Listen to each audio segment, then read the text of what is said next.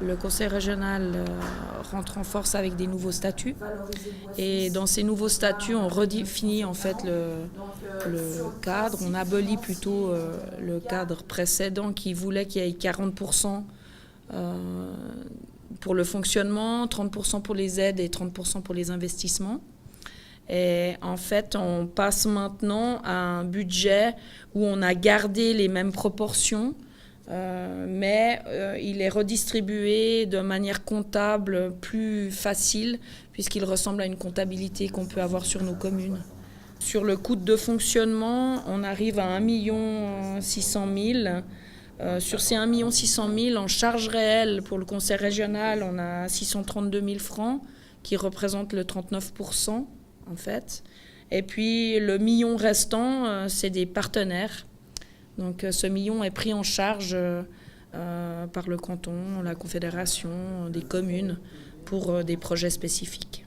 Donc, on a une douzaine d'employés, on est sur le point d'engager un coordinateur tourisme. Cette personne, la grande partie de son poste, en fait, c'est aussi du partenariat. Donc, ce n'est pas quelqu'un qui vient que pour le fonctionnement du conseil régional. Sur ces 12 ou 13 employés, donc c'est un équivalent 13,1 EPT, on a recalculé, il y a 5,1 postes, en fait, équivalent plein temps, qui sont pour le fonctionnement propre du conseil régional. Tous les autres équivalents plein temps sont pour ses partenaires. Dans les investissements, on ne peut pas dire qu'ils seront précisément pour 2017, puisque c'est des projets qui sont en travail.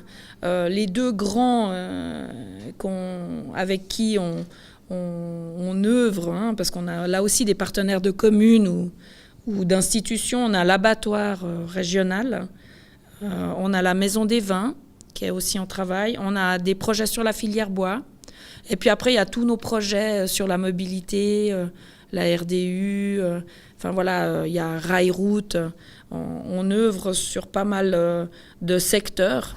Dans ce budget, une demande de crédit de 75 000 francs pour l'aménagement de nouveaux locaux du conseil régional. Un déménagement qui crée chez certains une polémique, puisqu'on les décrit comme une arcade froide. Qu'est-ce que vous répondez à ça ? Alors c'est vrai que pour la ville de Nyon, c'est pas une vitrine comme un magasin. Le conseil régional se mettra le défi en fait que cette vitrine ne soit pas froide, c'est-à-dire opaque, sans mouvement. Notre intention, c'est de soigner aussi la communication, que le tout public puisse comprendre aussi à quoi sert le conseil régional et sur quel secteur on travaille. En même temps, pour le conseil régional, je pense que c'est aussi sortir un peu de l'ombre. Jusqu'à présent, on n'était pas très visible, à part une petite plaquette. Justement, cette communication, c'est un petit peu le nerf de la guerre. Qu'est-ce qui ne va toujours pas au conseil régional ? Toutes ces dernières années, le conseil régional, alors ça c'est vraiment mon analyse, si vous voulez. Je pense que le conseil régional a vraiment œuvré pour naître, pour prendre ses marques, pour prendre ses formes. Et puis là, on arrive à une nouvelle législature et on sent au sein du CODIR maintenant de dire ok, le conseil régional a trouvé son modus vivendi, on a trouvé comment on fonctionne, on sait notre rôle de facilitateur et maintenant on s'est dit on a 5 ans pour communiquer ça à l'extérieur.